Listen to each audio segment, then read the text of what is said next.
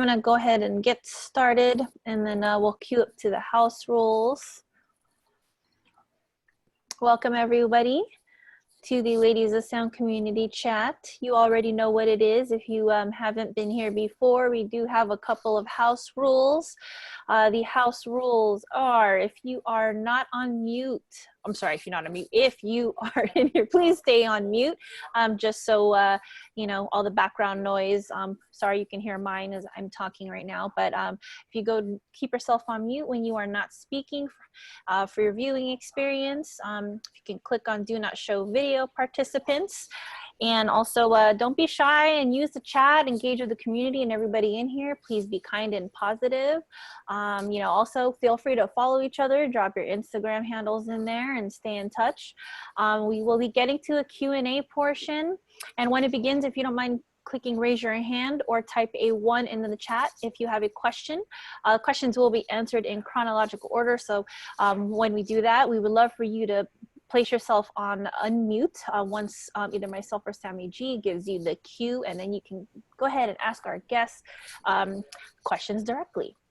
And thank you for that. So we're moving on next to, and you already know, my name is Maricel, everybody. I am the founder of Ladies of Sound and the principal at the Beat Junkie Institute of Sound.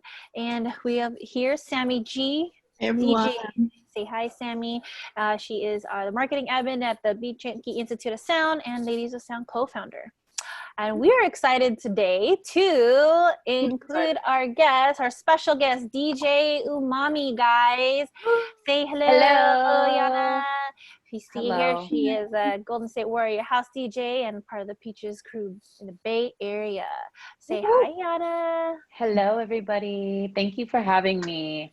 We're so excited to have you. It's really great to, you know, even though we're in this quarantine and things are kind of crazy, we can still link up with people that aren't in LA. We can still talk to you, have you, you know, meet the community and things like that. So thank you so much for being here. We're super excited to talk to you today. Awesome, you guys are holding this space and holding this down. It's amazing. I'm like, I need to get it together like you guys. Oh man, no, thank you so much for giving us you know, your time. We really appreciate it. We're really excited to have you today. So if you don't mind going to the next slide for me, Sam, Iana, I wanted to we're really excited to have you here today and kind of, you know, talk about your journey as a DJ and so much more.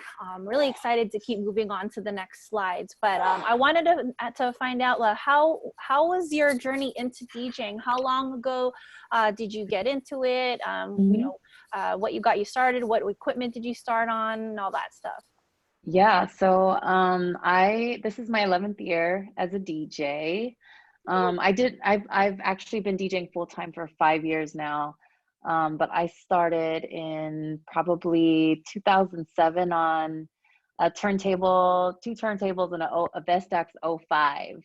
That was my start, and I had a few records, and it really was just like I wanted to do it as a hobby. It was kind of like an outlet, and I was just like learning how to mix records.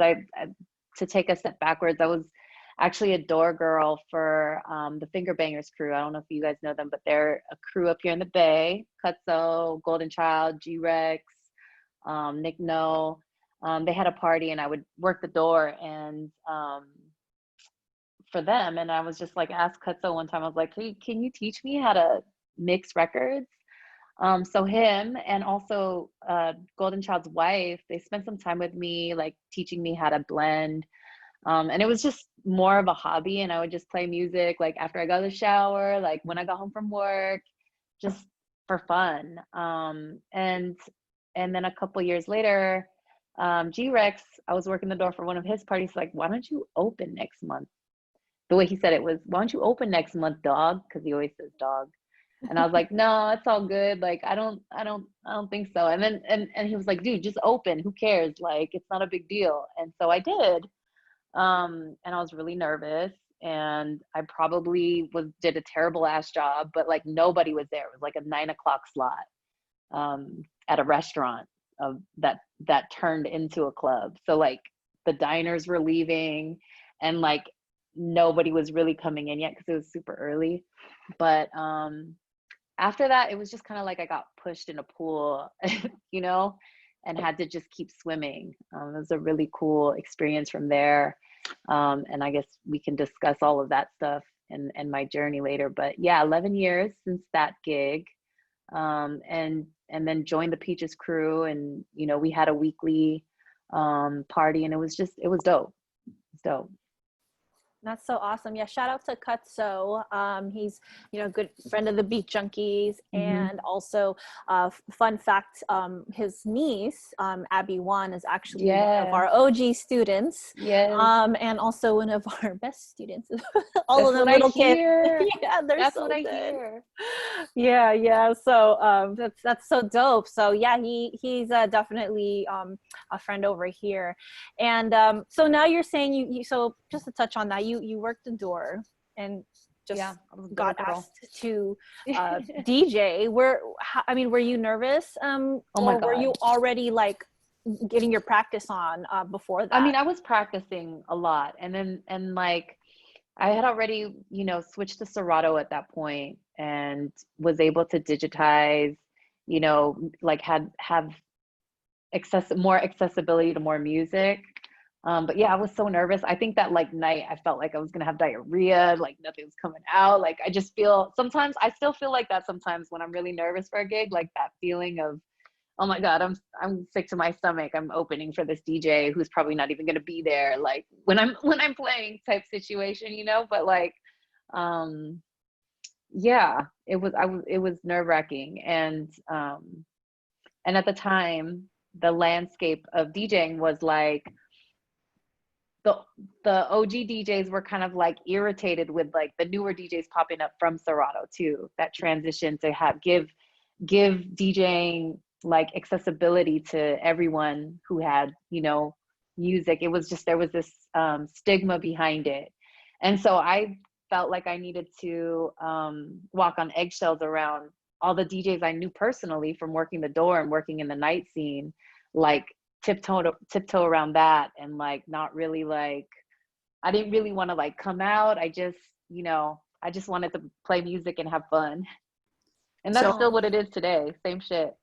Right. How did it go? So from that first gig, how did it go from your second to third to fourth? And if you were walking on eggshells, how were you moving in you know, the industry in terms of trying to get more gigs, especially now that Serato's around and you know that some people are iffy about it. So Yeah. So Messiah, the person who founded the Peaches crew, she actually was a bartender at Pulling Lounge. That's where my first gig was. And I've known her for a long time too. And she was like, I didn't know you were DJing now. Well, actually, I'm working with Selsky and Ladyfingers and DeAndroid, and we're doing an all female, you know, Sunday night like party at Skylark, which is this dive bar in the Mission in San Francisco. And you know, do you want to open for them? They're actually competing like in a couple weeks for the DMC, and they need someone to cover for them. Would you be down? I'm like, sure. I had to cover for them, like, and wait for them to drive up from LA to the Bay for like, it was like 4 hours. So my second gig was a 4-hour gig, and I was like dying. But I was like, fuck it, man. Let's just do it. Let's just go, you know? But it was fun. Am I allowed to cuss on here? I'm sorry. Yeah, sure. Totally fine. Totally fine. Everybody. I'm all like, I got a potty mouth. So even from that first gig, you were kind of already inducted to the Peaches crew. Is it just kind of already happened naturally at the beginning of your career? So the Peaches crew was like just getting started. It was like in its infancy. So she had she was like, I'm at the bars all the time. I'm at Skylark, I'm at Pulang, and all I see is male DJs, and I want to throw parties with females because I think it's like, it has a better aesthetic. She's not a DJ or any like, didn't have any like musical sense. I don't think she really cared. She just was like, it was like a gender based decision on her part. And then she was like, I think we should, you know, hit up I think we should hit up like some other female DJs. Who do you have? And I was like, oh, I just met this DJ that girl. And then she was already talking to Ladyfingers and DeAndroid. So the first four original Peaches crew members, myself, DeAndroid, Ladyfingers, and Melanie. And Melanie and I are more like mixed DJs, and DeAndroid and Ladyfingers are like pure turntablists. So it was a really good match. And as soon as we met for the first time, it was like an instant bond of sisterhood, like zero judgment, full like love and support. It wasn't like when I would walk into a DJ booth with a bunch of dudes, like they would side eye me because I was on Serato or whatever. They were just so open and like gave good constructive criticism. And when I asked them about certain things, they would answer without making me feel any type of way, which I mean, to this day, I still get like if I don't know something and I ask a male DJ or a male older DJ counterpart, and they'll be like, oh, you don't know that, and it's like, come on, man. Like, but they've always offered that support to me, and having that community like this was, I think, so essential in my career as a DJ, to have their support and knowledge to help me kind of tackle any of the challenges that came up along the way. But yeah, 11 years. Oh, sorry. No, go for it. I think that's definitely something very special. It's something that I feel even back then was very rare to have. Mm-hmm. And I think that's so dope that you guys, through all of that, have remained friends. We're going to touch a little bit more on that and show some amazing pictures and then talk about all that. But I do want to get into a couple of things here. So just so you guys know, when I say Golden State Warriors DJ, we're going to pull up a slide and let me go ahead and, yeah, there we go. We're going to go to that next one. So this is just one of them. It's just one, and then we'll get into the next one through the talk. But Golden State Warriors DJ, yeah, how that made me nervous. One, this was very nerve-wracking. Yeah, and it's one thing that I noticed across the board. No matter how many years anyone has been DJing, I think everybody always says that they still get nervous. They still get the butterflies in their stomach. And, looking at this, I definitely wouldn't think that that's any different, especially when it's like everybody's in like game mode and they're, trying to have a good time.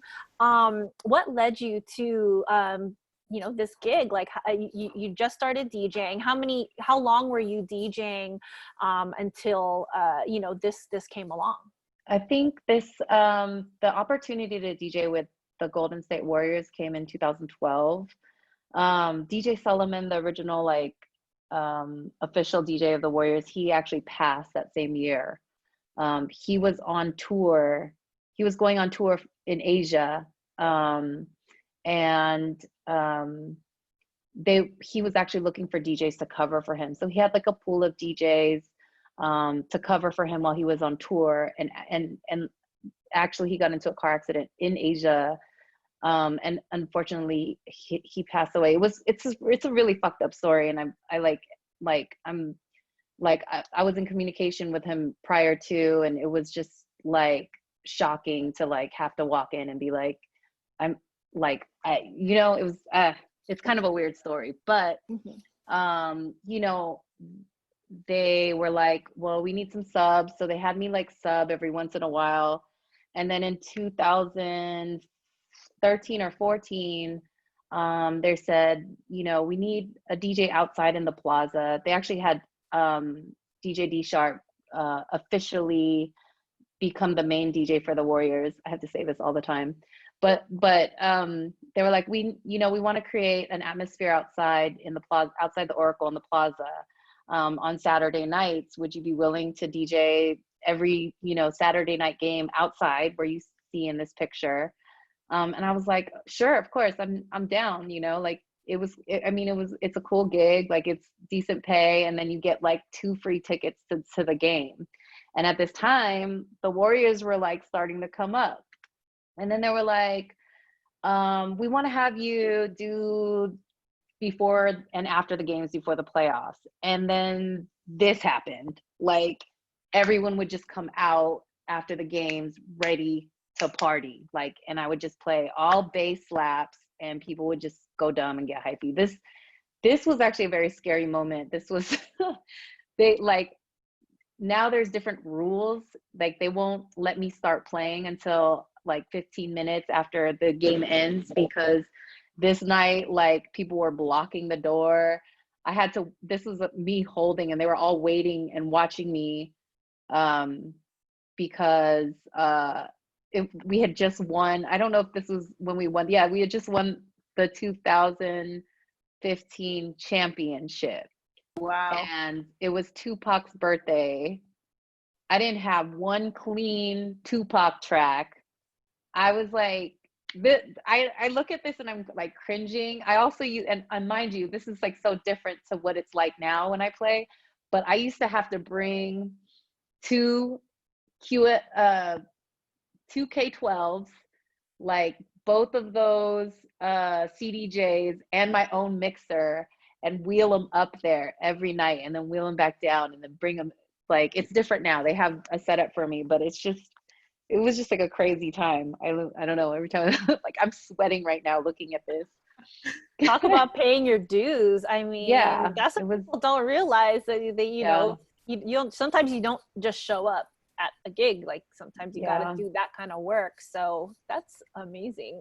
I did mobile DJ work for a long time. Like I, had set up gear, weddings, which is, I don't do that anymore. And I feel like I've gotten to the point where I earned it, but I'm still not like opposed to bringing my own gear, because I've invested so much in it, and learning how to connect all that stuff too comes in handy, like especially during these times. But yeah. Had you had a gig anywhere like close to this many people, even like half this photo at that time? Oh my God, yeah. Or did it? I think the same year too, I did the this 2014 and 2013 maybe, I DJ'd the Nike women's marathon starting line, and it was like 30,000 people. Oh wow. Okay, Yeah. so as much as it was nerve-wracking, it wasn't totally new. It wasn't from like a little bar to a yeah. I mean, like, it's still, I mean, I honestly feel more nervous when there's less people now than when there's more, because it's harder to get less people to dance than it is like a whole big ass crowd of people. So you said the whole audience was just ready to party. So yeah, you're born and raised in the Bay? Yes, I am. I'm born in San Jose, but I live in Oakland now. So I've kind of lived all over the Bay. How did it feel when it was like came time to play all like the Bay Area songs, and like how must that have felt to play the music that you grew up in for your own people, for your own town, and be like a representation of what your city means to you? And that must have been insane. It feels good every time I play. I mean, to this day, play any Bay anthem, Oakland anthem, town anthem, like, and people just go dumb to it. Like, it feels good every single time. Like, you go to a club anywhere in Oakland and, you're going to fucking hear Blow the Whistle. Guaranteed, I mean, just people are just so proud of it. And when I travel and DJ in other places, and I like will slide in a Bay Area track and people go nuts over it, it makes me real proud. So yeah, that is a fun part of this whole aspect. Well, on top of the fact that the championship got brought home on more than a couple of occasions, so that must have been a really wild time, but also super exciting. And I'm sure you had a lot of adrenaline flowing through you naturally, just because it was like your home and the home team is winning. Everybody in the Bay, y'all know how to do it right. I love partying up there. It's so fun. So now that we're onto this next slide, I wanted to just kind of give some context here. Literally, you're not just outside, but like, look, that would make me nervous. You're a freaking courtside. Look who's next to you right there. I don't have to give him an introduction. I hope y'all can recognize. And then, you know, I love that, you know, from doing that outside, you're also inside. So what's that even like? I would be nervous on both ends, but what an exciting gig. It is. My favorite thing is like walking on court before, you know, because I show up there 30 or a couple hours before doors open, and or 30 minutes before doors open, and I just walk on court and everybody's like, all the players are warming up and I'm like saying hi to everybody. It's like, it's weird. It's kind of become the norm, but it was, in the beginning, it was like really exciting. And, you know, some of the players, I mean, the players recognize me, but some of the players will say, what's up? I don't like engage with them. Everyone always asks, like, do you know them? I don't engage with them because I don't know. It's just weird. Like, but yeah, Steph is really cool. He always says, what's up when I'm covering for Derek. So normally I cover for Derek on Filipino Heritage Night and during Women's History Month. So I get to be on court and the official DJ during those like few games of the year, which is cool. It's really cool. That's so super exciting. Yeah. Wow. See, like you're on the jumbotron there too. Oh, that's so cool. Yeah. My sons, I take them. Now I'm limited to like one plus one. So they trade off on who'll come with me.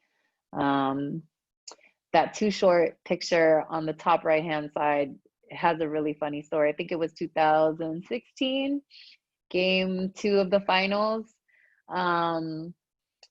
My ex-boyfriend at the time was like, yo, Too Short's in the crowd. I was like, what? And he like was standing there. He was like that. And I was like, dude, get him up here right now. Do whatever you can. Just get him up here.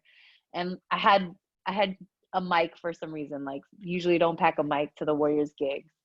And he came up with this like whole squad and security brought him up. And I was like, oh man, do I even have, he's like, what Too Short instrumentals do you have? And I like look at my computer and it's like, I don't even think I have any Too Short instrumentals. And then boom, Blow the Whistle instrumental. I was like, oh, I got Blow the Whistle. He's like, run it.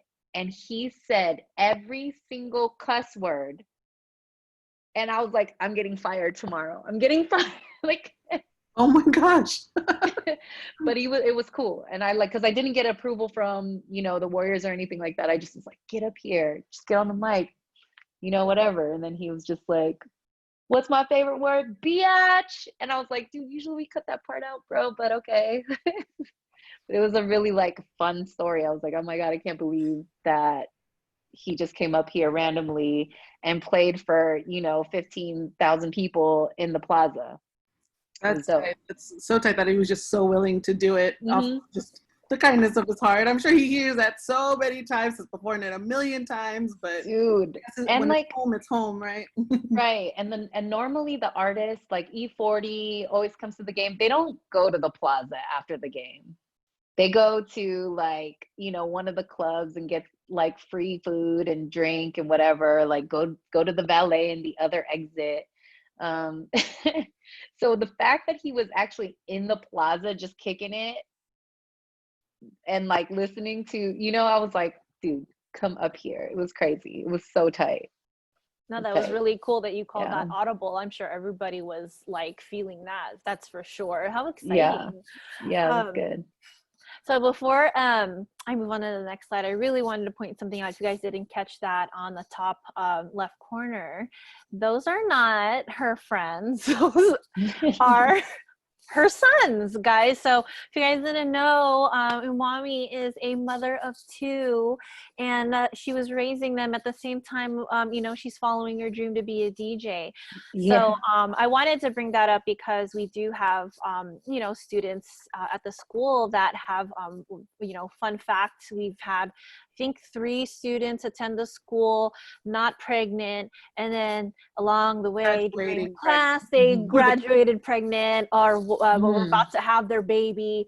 But you know, I know that, and then I think Veronica just joined us, but she's also a mother as well, and her husband's a DJ. So, you know, you know, bringing that up, how was that? I mean, you're obviously a cool mom, so um, yeah, how has that been? You know, having, you know, a not so, you know, the lifestyle of one, being Filipino and not living that, you know, nurse right, life, right. but having, you know, this artistic creative life, and then raising 2 sons at the same time.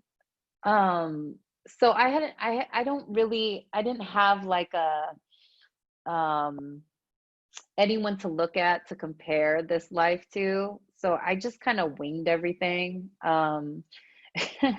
Like luckily my parents were like somewhat understanding and were like okay with babysitting when they were young. And then once they hit a point where it's like they were old enough to stay home alone and they knew I'd like be back before they woke up, like, and they knew how to make their own breakfast in the morning type situation.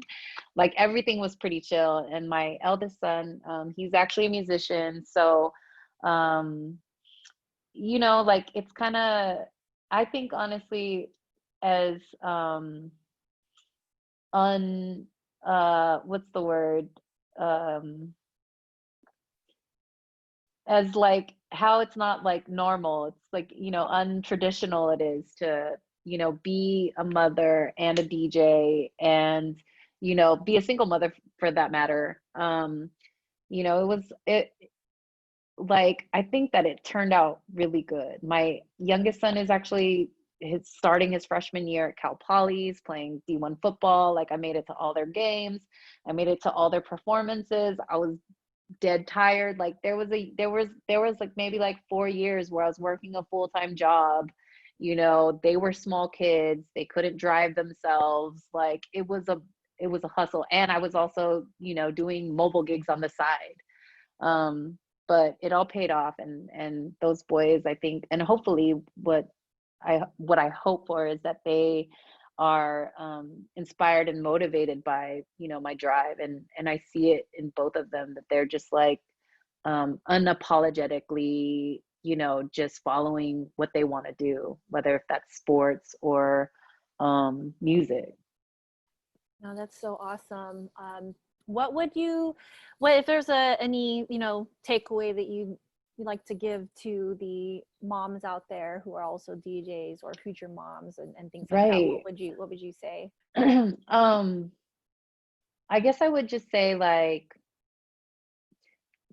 because in my opinion, like I whenever I see a DJ who's a touring DJ, active at, you know, every weekend, you know, does a bunch of other, like is an active DJ but it's a male, like there's never like any question to if they're a good parent or not, you know. But then if it's a mother, like what we see is there's that stigma like, oh, she's in the club, you know, she's not taking care of her kids or whatever it is. And I think that double standard needs to be erased somewhere, and hopefully like it's starting to dissipate because, you know, as women we're still allowed to follow our dreams, and we can and have historically like handled biz plus done a good ass job at our jobs and raised children, you know. um but I would say like, yeah, don't be caught up in those like in that stigma of it being you looking some type of way to anyone, you know, as long as you're, you know, doing right by you and your kids and your family, you know, do like follow your dreams and have kids and DJ, you know.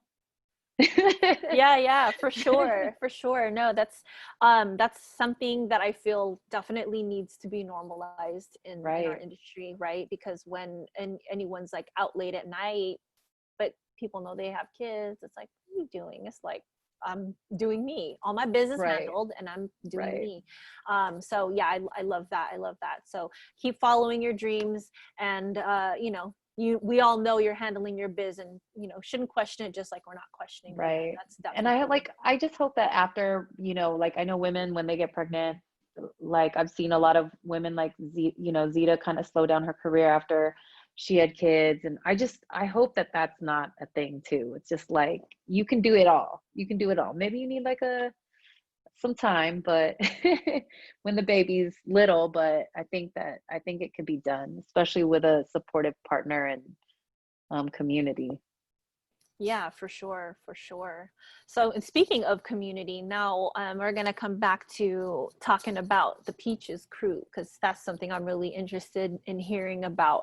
Again, this look at all you fly ladies in your fly, photo shoots. There was just so many. I was like, oh my gosh, that's really, really awesome, because again, that's not something you see too often in this industry, where there's a bunch of women in music that get together or have each other like that. It's always like and then we'll get to another slide too that's basically gonna kind of perpetuate why I'm even saying this. But so when you guys got together, and by the way, guys, if you want to follow any of these ladies, their handles are listed on the screen there, and then you can also find them when we email you this as well, and then follow the Peaches crew.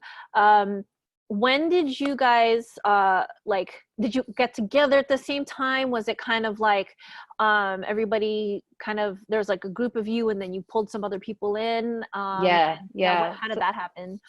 So we've actually had a couple other members come and go that are not in these photos. There's actually a member in here that's not really active with us, but active with us sometimes. But it was originally, as I mentioned earlier, it was myself, DJ That Girl, DJ Lady Fingers, and DeAndroid. And then, some of the women were added by Messiah, who founded the group. She's no longer active with us because she moved on to a different profession. And as you guys know, like working with other artists is not easy. But when we do like come together as a community, it's magic. Like whenever we have these throw parties together, when we like come together and just like have a lunch or whatever, we learn a lot from one another. We lean on each other when we need support. It's just a really like important thing to have. And like we're all like of different backgrounds, and like a couple of the women in the group are from the LGBTQ community. And I would say that the queer community is like embraced a lot of the like feminine, aspects of every angle of femininity there is, whether it's like a masculine femme and whatever. And I felt like so accepted in that community, and the crew is actually what brought me into that community, if that makes sense. Yes. Yeah, it's like everyone I don't know if anyone's DJ'd like a queer party before, but it's like body positive, be yourself, like just and prior to being like shown into that community, I was working with a lot of dudes, and it was like, I'm gonna wear baggy jeans and long t-shirt because I don't want them to talk shit about me. But like when you work with like a bunch of women that are accepting of you, and support you and lift you up, you could be whoever the fuck you want. And that's what this crew is. It's like we just get together and we're just like, sometimes we wanna, talk shit like boys, or sometimes, and nerd out. Like it's just really cool to have women in your corner that are interested in this, that have had the same experience or more experience, because you really don't feel like isolated in your own, like, I don't know, because like for instance, when I go home to my family, my sister's mother-in-law was like, wait, what do you do? You're a DJ? Like, I'm like, yeah, I'm a DJ. And she's like, wait, what? I didn't know that could be a profession. I'm like, it's like, you can't really, what do you say to you know, this weird relative that doesn't really understand, and you can't really like, you don't really want to, and but then you go into a community where people understand you and get it, um and lift you up because of it too. It's a very beautiful thing. It And is. how long have you guys been a crew, or from its inception to up to now? Yeah, 10 years. Oh 10 years. wow. Yeah. Okay. So it was Yeah. it sounds like they came along around the time that you started to Hmm. DJ, not too long Exactly. after Yeah. that. Oh, that's I was the really rare. newest OG. DJ, the newest DJ, and Lady Fingers, even to this day, like she'll come and help me with some cuts, or like she'll help, um, Erin. I mean, we all share music with each other. You know, if there's like anything someone needs, like I feel like I'm kind of the nerd with all these live streaming things, and so everyone's like, so what's going on with this on the group chat, and ask me all these questions, but we all lean on each other for support in different times, and it's cool. Yeah, we Yeah. feel the same way about our own community Yeah. here with Ladies of Sound. It's different when you do a gig with people that you don't know yet, and that's cool. Hmm. But when you do a gig and it's all your people, like you are taken care of. Like Right. you don't feel Right. any kind of way. You're a lot more calm during these gigs, Hmm. right? Because if something were to go wrong, someone will be there to help you, and you would never feel so weird about it. So Right. yeah, and with learning from the junkies, that's how they always tell us too, that they were in they were in the garage just Yep. working on stuff, and just kind of just being in this crew mentality, making sure that everyone's sharp and Right. like that. So that's really tight to hear about that. And Yeah. And I will say that like Beat Junkies member Shortcut has been, up here holding us down too. He's always someone that we can go to for advice, and that's important to have as well. of course, And we all feel like he's probably one of the most humble, like willing to, generous with his advice, DJs out here, and like for the history of time that I've been DJing, like he's the one I could call up and be like, sure, I have a question. He's like, oh yeah, I got you. What's up? It's crazy. Yeah, Right. the Bay Area community is very, very connected, and that's what I've always really admired about you guys. And I feel like, especially with the Peaches crew, you guys have really set a good example of what women can do when they work together. So it's really awesome that you guys are going to do that. And I know you guys have something coming up soon. I believe it's July 11th. So there 11, yeah, guys. So just so you guys know, it's called To Work From Home. There's the flyer there. You can also find that if you guys follow Mommy and Peaches crew. They're going to be dropping some merch. You want to tell us a little bit about this awesome live stream you have going on? Mommy? Yeah, so we actually have pushed this date back a few times just because of how crazy the climate has been. But I had this idea that we all go live, like we have our own party. We have some go-go dancers that are joining us, and yeah, and some break dancers, and we're really just like doing this at all. I mean, my idea behind this was to get everybody kind of in the flow of like streaming, because we're all really learning in real time. This is all so new to us, and then also like because all of us have lost a lot of income this year, just to raise money for the crew. So we got merch behind it to help support, and yeah, I'm really excited. It was a great it's been like 2 months of planning this party to go live and do it right. So crossing my fingers that it goes well. Oh, I'm sure you guys are going to do fine. And Yeah. remember, everybody, tune in and check it out. We're Yes, excited. Yeah, I want to definitely catch the live stream. You guys are going to be live streaming from your Twitch, right? So twitch.tv, guys, / Peaches crew. And then, please support, grab a shirt, and then wear Yeah, we it. have booty Take a picture, y'all. shorts. We have booty Woo. shorts that say to work from home on them too, on the butt. yeah. Cute. So Should be cool. that's what I think super awesome about looking. All you guys are fly, by the way. I love that. Hmm. You guys can still be sexy, be you, sporty, sexy, whatever have you, and feel like you guys can walk into a room together. And like you mentioned earlier, one thing that women deal with is being over sexualized, especially in the industry. So I want to go to our next slide, because if you guys notice, the common theme in this, these pictures, is that Umami is the only girl, and I completely relate to that. And I definitely want to talk about this. Now, it's always been a boys' club in DJ world. You're fortunate enough to have the Peaches crew, which is something that you have an outlet of. But when you go to certain gigs, probably the only girl on the bill. I believe you did Bassett's Barbecue last year, Twice. I correct? did twice. Yeah. Yeah, and you were the only girl on the lineup, so you're not a stranger to that. I mean, you're around really great men. I see Cutso, I see Yeah. Papalote, you know what I mean? Super Nats there, Just Blaze, Yeah. But Tico, Paulo. yes, Boo, yes. My motion. Yeah, I actually also worked in radio for, I'm actually gonna sage it out right now because I'm just,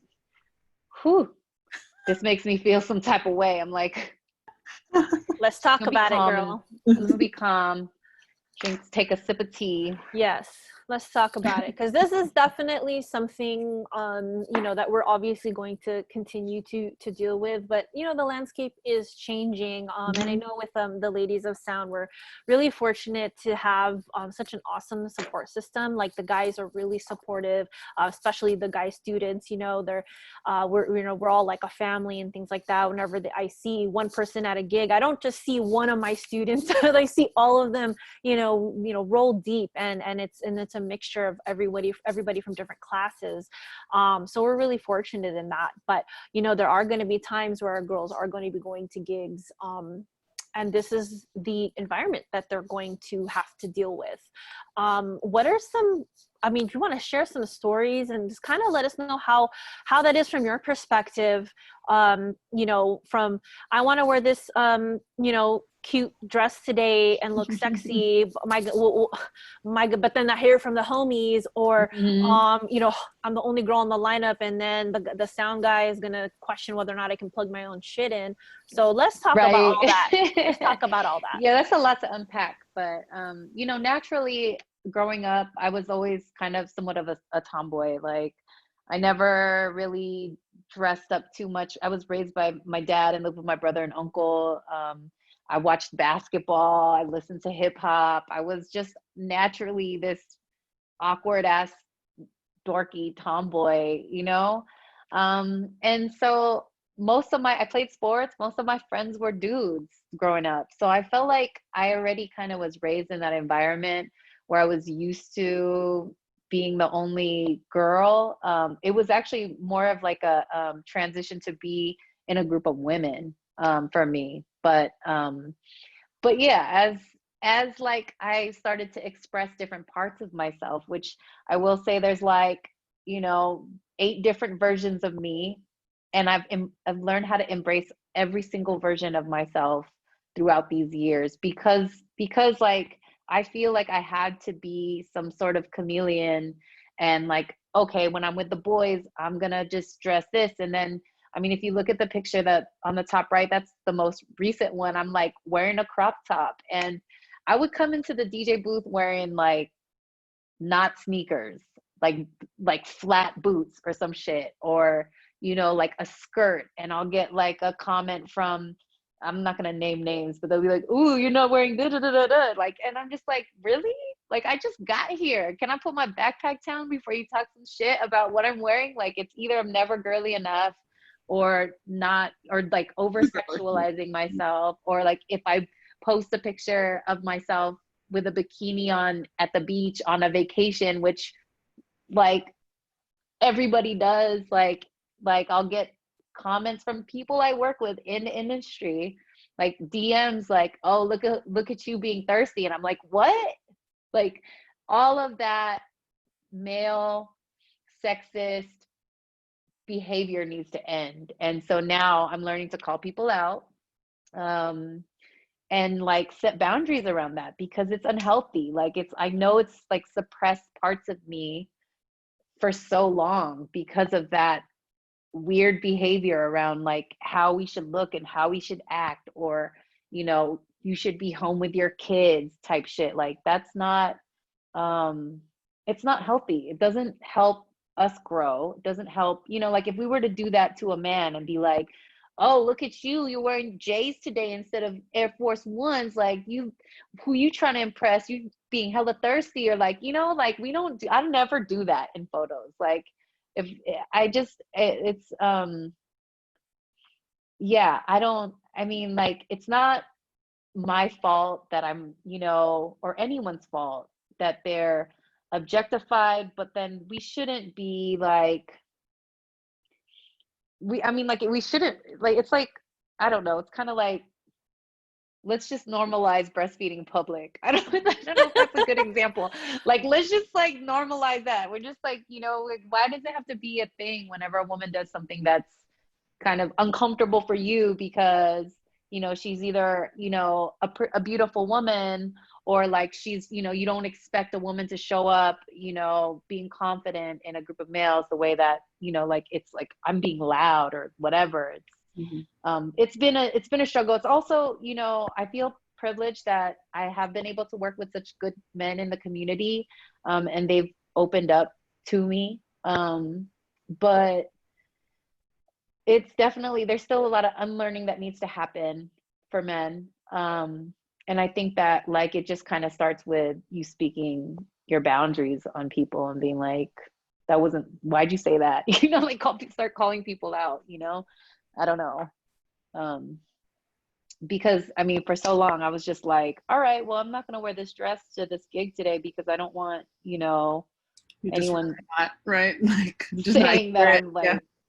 like trying to be too this or too that, and like I just want to be whoever I want to be, and like and play music and not have to worry about your judgment on top of about what I'm wearing on top of your judgment on like how my set is, like Yeah, it's a lot that women have to deal with, but I'm glad that you're talking about it, because that's where it's gonna start. And I think us learning how to comment on things that normally we would just be like, oh, I'm just gonna brush it off and not say anything, to now be like, yo, like don't say that, dude. stop doing that, guys. Yeah. Let us be who we want to be. Yeah. And women also need to do it too. Like women, I hear about women like being like, like she's cute, but can she DJ? Like what? Yeah. I just kind of feel like we need to stop doing that to one another, and instead just being like, you're here for a reason. I'm here for a reason. Like, let's be who we are and why we're here. I don't know. For sure. Like, for sure. What was that? Like, let me stitch this out. What was that that moment for you, from when you were just kind of taking it, and then one day you were just like, you know what, I'm going to say something to you right now, like right. So I mean, like, or just this is building actually super recently. We were on tour for the Sade Badu gig, and there was somebody that was heavy in the comments, just like really excited.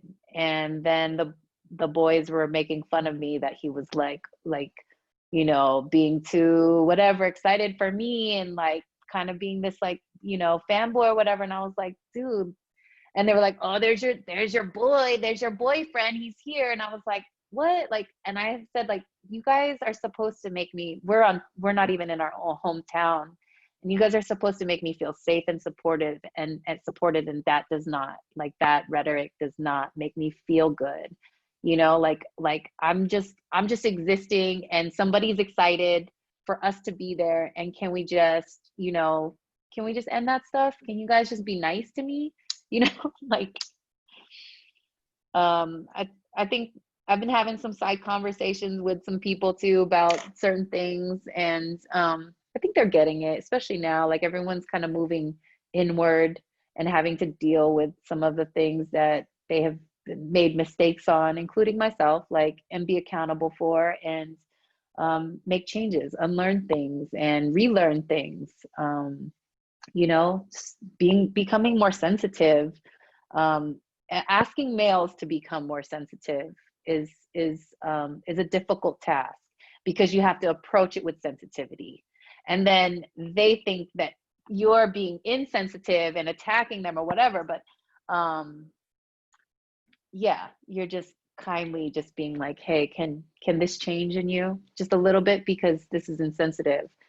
Yeah, it's a process. Yeah, We're definitely all getting there. for sure, for sure. I mean, it's, you know, the world is changing, and you know, I know that everybody's not only looking at themselves, but just trying to do all of that work. You know, it's got to start somewhere, and I feel like it's going to be uncomfortable conversations just here on out. But you know, the positive thing about the uncomfortable conversations, I hope, majority wise, is that, you know, people come up better from it, because now the conversations are being had, instead of just like, oh, I'm just going to shut my mouth, I'm just going to keep it quiet and things like that. Right. But all those to women, microaggressions, you know? all those microaggressions, or like micro behaviors, turn into something bigger inside somebody else after taking it for so many times, you know. So sorry, I cut you off. What was that? Oh, I was saying it was, well, the landscape where we're trying to change is, and it's starting to happen slowly, and it's because of women like you who you know, have been, especially if you've been in the game for a minute, and you know, you've seen all kinds of this and that's, and now you're finally like, okay, I'm going to say something now. And it's, thankfully for women like you, it's going to make it a lot easier for all the other women who's going to start you know, coming into the scene and things like that. So yeah. We need to be heard. Nobody, I swear to God, sometimes it's like talking to my own children, like they don't want to listen. They don't want to. I literally will tell a DJ one thing. I'll be like, hey, I figured this out, or like, this song's dope, and like they'll totally like completely ignore me, and then they'll be like, yo, did you hear about this? And I'm like, bitch, I just told you about that. oh yes, girl, I know all about that. And I'm just like, nobody wants to hear us, but I think that shit's gonna change, because yeah, as long as you keep speaking up, and I think you're a great example of it, especially because you've had you know, relationships with these men. So I think better it come from somebody that they've known for a long time, so that they actually like think about it next time it happens, and maybe they didn't realize before, oh my God, that is a microaggression or whatnot. Yeah. So, but yeah, that's so awesome that you're speaking up, because again, I think that women innately we've all just been kind of programmed to, you know, be quiet and not know when to speak up or what have you. But I love that everything's starting to change in that direction.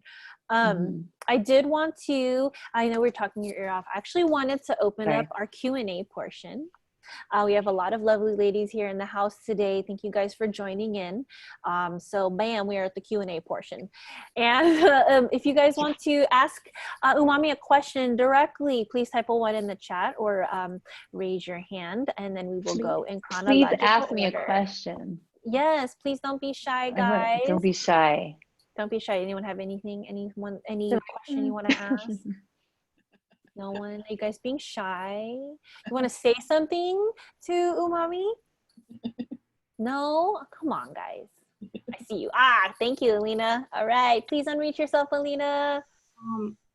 Sorry, the conversation was so dope. It resonated with me so much, because I actually turned out a residency because of like men in the industry. And since I'm the new DJ, this club that I was playing for, it was just impossible. Like every time I had to tailor, I had to wear like big sweaters up top, and kind of like, you know, jeans at the bottom. So thank you so much for addressing all of that. But how would you address that when you're like, when it's not your homies, and when it's not like the people that you know, it's mostly like the people who work at the venue who treat you this way? And you know that, for example, if it's a sound check, you know, you depend on them, and they call you. They, you know, try to bend over you on purpose. They sometimes even touch your leg. So like, how those things and like in the moment. And I feel like for me specifically, I had a really hard time to like addressing it in the moment rather than just, you know, and it was kind of like a shock every time and it just never worked. And I talked to the, you know, to the promoter, I talked to the organizers, and it's just like No one said anything. no one said anything. And I just, you know, decided I have a full-time job. So I decided, you know what, this is not worth it. Right. And kind of like step down. And then I have a second question regarding the set. So if you can address that first.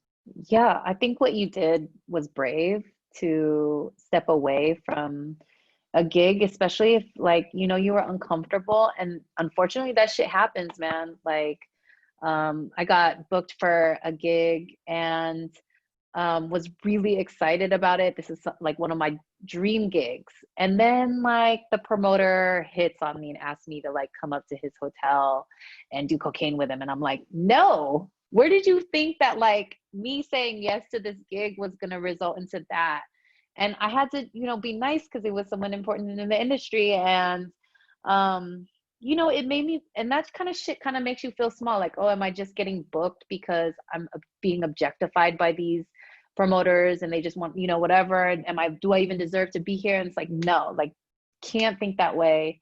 Like you've earned, you know, where you're supposed to go and what you're doing. And it's just unfortunate that like those things happen. And I wish honestly we had like a human resources department that could help us, or like some kind of union. But really, like, what's the only thing that we can do until there's more of us in the scene is to just like either walk away, call them out, or, you know, like what you did is just like talk to the other promoters and tell them to talk to him and say that you're not feeling safe, you know. I feel like I've like ran into like someone that was very passive aggressive on the sound team at a corporate gig one time, and I had to tell the promoter, I was like, this person is being really rude. Can you guys switch out the sound person, because this is not like it's not making a conducive, like a healthy work environment for me. And they did, and they respected it. But unfortunately, sometimes like they're just like, if they don't respect you enough to make a change, then it's not worth your time. Thank you so much. And the second question, especially right now during quarantine, what's your routine like? What do you usually do to stay inspired? And maybe like, what do you play for yourself? Or yeah, like what's kind of like your routine looks like? Thanks for asking that question. I actually, you know, I was in radio and played a lot of corporate gigs and played nightclubs a lot. So it just kind of felt like I was getting disconnected from a lot of the music that I like.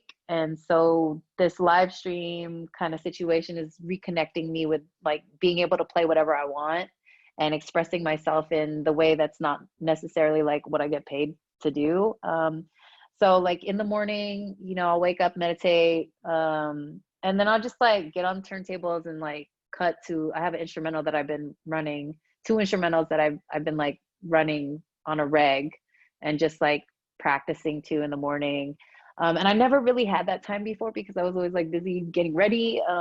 So it's been like a blessing to like kind of be settled in with my music. And I think I spend more time learning scratches now than I do actually just practicing mixing, because it's something that I didn't really get a chance to dive into before. So that's kind of, I wish I had a Beat Junkies school up here, because like Ryan came up in the Bay at the same time as me, and that now she's learning how to cut, and I'm just like, shit, I need to get on it. So yeah, I'm signed up for Beat Junkies TV. I'm getting there. I'm like I'm gonna talk to D. I'll talk to D please. and see what we can do. Yeah. Yeah, I'm signed up. I need to get on it, but I'm, you know, I've been working on it, and it's actually been fun and like a meditative practice for me to actually have a routine to get on my turntables in the morning, because I'd be so booked that I wouldn't have this time before, you know. Awesome. Thank you so much, Alina. Yeah, Great thank you. questions.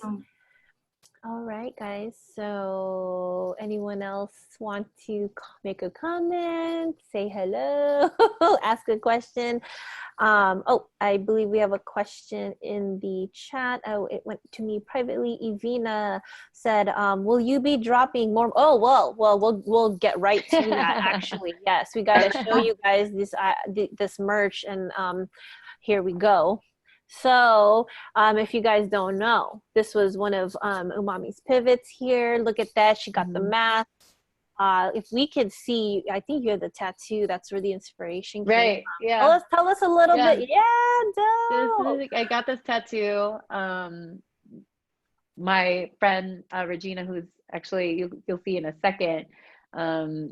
She's I don't know. Sometimes I just go to her shop and I'm like, tattoo me, like that's the kind of relationship we have. And then we'll just make something up. And she's like, what if we did this on your fingers? It would be so tight. And then I took a picture of it and people were going nuts over this. Like, you're crazy. You got finger tattoos that say no request. And so I kind of just ran with it. When I got my nails done, when I had nails, I ran with that image, and I thought it would be like cute and resonate with a lot of people who are DJs, and also even mothers or people with like pesky employees or pesky bosses. I don't know.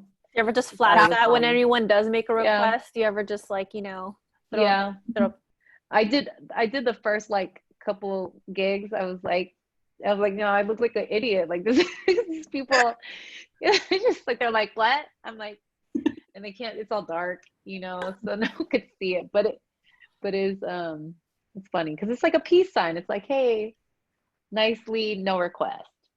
Oh, that's yes, I know that's the intent. Apply to the DJ, right? Everybody wants to make requests, but if you guys are interested in grabbing this merch, djumami.com. I believe she's coming out with, you said you're not going to do the yellow colorway. You're going to come out with some new colorways. I have some other stuff coming out too. I'm collabing with this like other tarot card reading artist who's making candles, and we have these like empathy candles where we have like intentional crystals and stuff in them, and then we have no request lighters that are coming out with those candles. So it's really cute. I'm doing all this like creative work and just trying to pivot. But it's been fun working with other artists, and no, that's awesome. We'll have some new stuff coming for sure. Yeah, that mask too, I really like that you put it there on the side. Yeah. Really cute.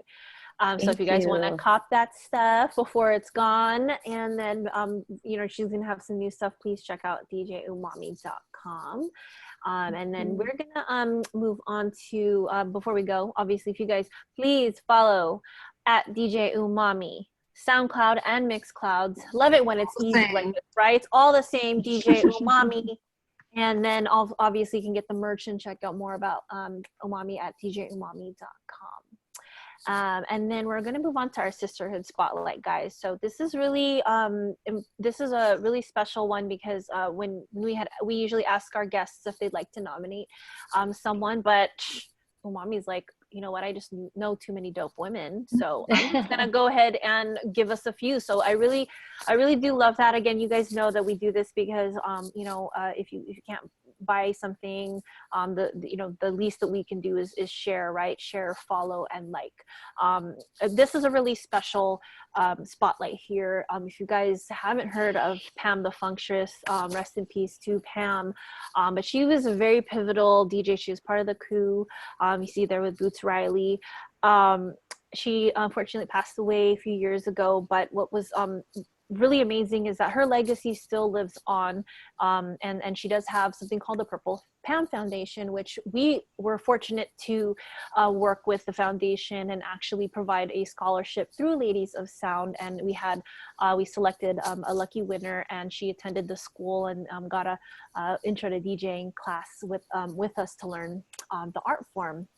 Umami, please tell us a little bit about Pam. If y'all don't know, you need to look up the titty scratch. Please tell us more about Pam. Yes, Pam is the only DJ that ever done the titty scratch.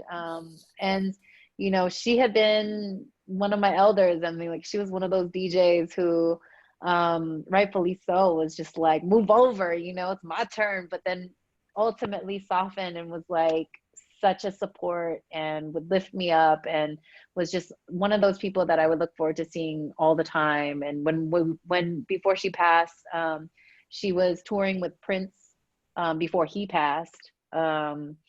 Like they did an after party here in the Bay, and Prince saw her DJ and was like, I need you to tour with me. And so she was like her tour DJ for the remaining of his life, actually. And then she had passed, like, I think a year later after he passed.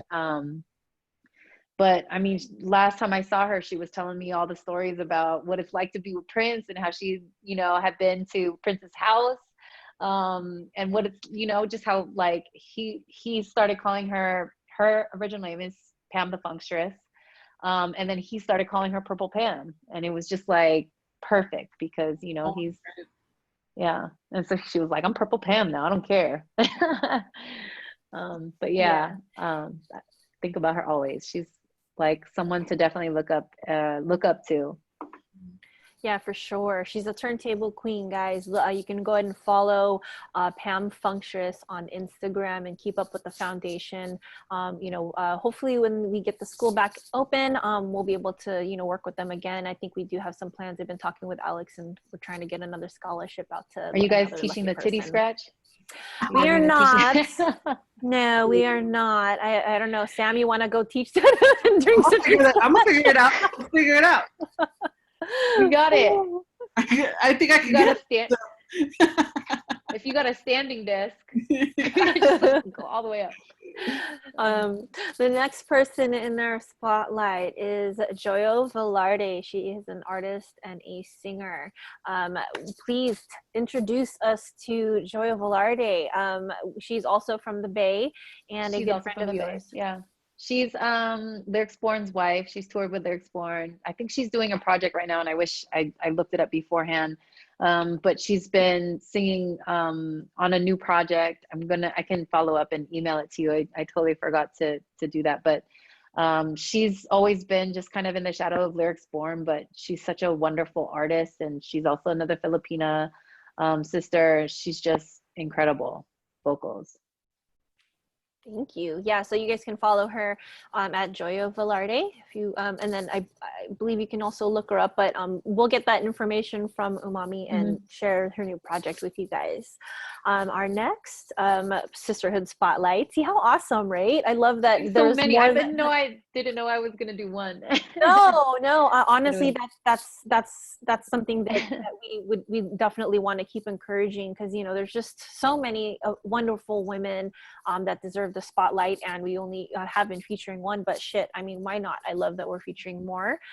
So Ink by Plush, she is a tattoo artist based in San Francisco. I love her work. I was like, wow, I low-key want to get a tattoo from her. But she's the best. Tell us more about her, please. She's the one that did my no request tattoo. She's just an artist that I saw from like infancy start, in another male dominated field, and then just go and turn and make, like, basically open up her from that to opening up her very own tattoo shop within a span of like 6 years. She's incredible. And it's Ink by Push, not Plush. But she's done the majority of my tattoos. She's also a Filipina queer woman from the Bay. Thank you. Sorry about the typo there. No, it's okay. So Ink by Push, guys. So I'm going to go type in there, Ink by Push, and please follow. Definitely want to, when we can get out of quarantine, visit the Bay and then check out a couple of people there.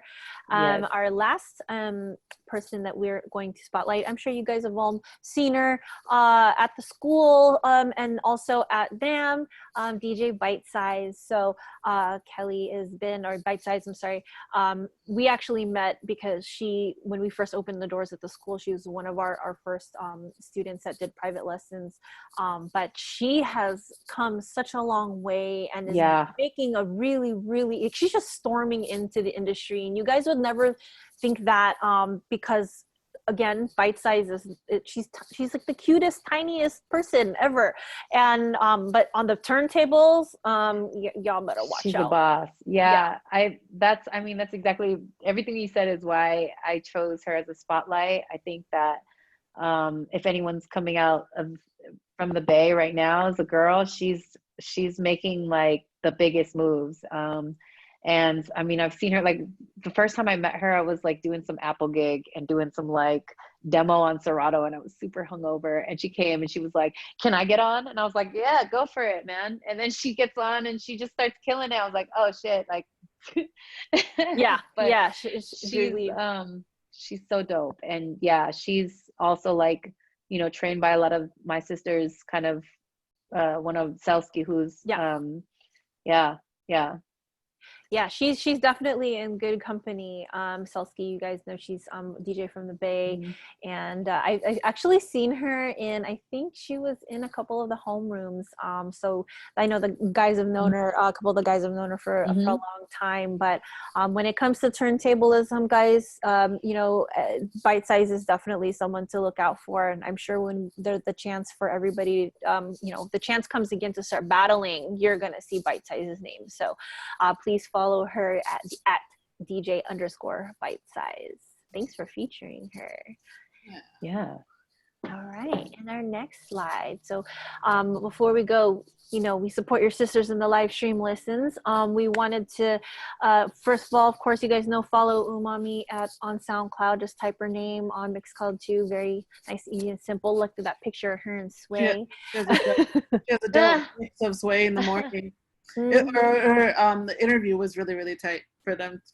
I big you up. I didn't know he was gonna call me out on that radio portion of it. I was like, oh, like, no, it's cool. You guys should go check it out. It's really cool to listen to. So we have that one. If you guys want to check her out, it's DJ Umami on SoundCloud. And we also have our girl Lindsay Does It for Miche Sound. That's also on SoundCloud. And then, of course, if you guys didn't get to check us out, or if you want to watch it again, me and then Alina here, she's in here, and B, she's also in the room, and our girl Isabel, we were on the Exhibition Twitch live stream this past weekend, so you guys can definitely check us out if you want to watch the whole stream. It was 2 hours long with all of us, so. Yeah, and then a couple of the girls, Nina Kawai, Nina's in here. They did it a little month earlier, so you guys can check that out as well if you missed that. And then onto our next portion here. You guys already know we do the wellness series on Thursdays now. And we have Paulina. I think Paulina's in here. She's going to be doing some yoga with us this coming Thursday. As you guys know, as DJs, we have to take care of ourselves and give that self-care. So we have Paulina coming up on Thursday at 6 o'clock. She's also a graduate of BJROS. And let's get our yoga on, guys. And then you guys already know we have, Julia coming from Jill's house, and she's doing food and nutrition. We're doing mental health. We're doing yoga for DJs again with Ray Toast, and then obviously mastering your mindset. So we're trying to take care of ourselves on top of these chats. Hope you guys can catch that. So Thursdays, yeah. And also on the lineup here, joining Umami, we have Spinnerita coming up next week, and then we get to talk to Chronica after that. So heavy hitter lineup. Yes. hey. So we can go ahead, and you guys already know, supporting Native Sound means supporting the community. And if you like what we're doing, you guys already know, go on the website, hit donate, and just for future programming. If not, just show up here, and we're totally happy with that. But thank you so much, Umami. Thank you. Really loved having you as a guest, and thank you for sharing all that tidbit and being so open and honest with us here today. Any of you ladies want to say anything? Don't be shy. If not, Sam, do you want to go ahead and close it out for us? Yeah, thank you guys so much. As you guys all know, you'll always be able to rewatch this session or share it with your friends. This one was a really great talk. I think a lot of people should really hear this conversation we had today. Yeah, so we'll be sending it over in a newsletter, all of that. You guys can always check it out, even the presentation if you guys want to look back. So thank you guys so much for showing up. It always means so much to us when you guys come through. So thank you, and thank you so much for your time, Umami. We'll see you Thank soon. you. You guys have a good day and be safe and be well. Yes, thank you. We're looking See you guys on forward to all the Thursday. Yeah, and don't forget to check out her live stream coming up with the Peaches Crew guys and get that and twerk along with it. So. Yeah, follow me on Twitch too. I've been going live just randomly. It's so Okay. fun. Well, Is it you just guys so fun. drop your ats also, your handles in the chat. So Yeah, you can yeah. all follow each other. Turn on notifications. Just gets really weird. I get really weird these days. All good, girl. So fun. Thank So you fun. guys so Thank much. you. Thank you. Thank We'll talk to you you. guys soon. Yes, take care. Bye. Bye. Bye. Thank you. Thank you.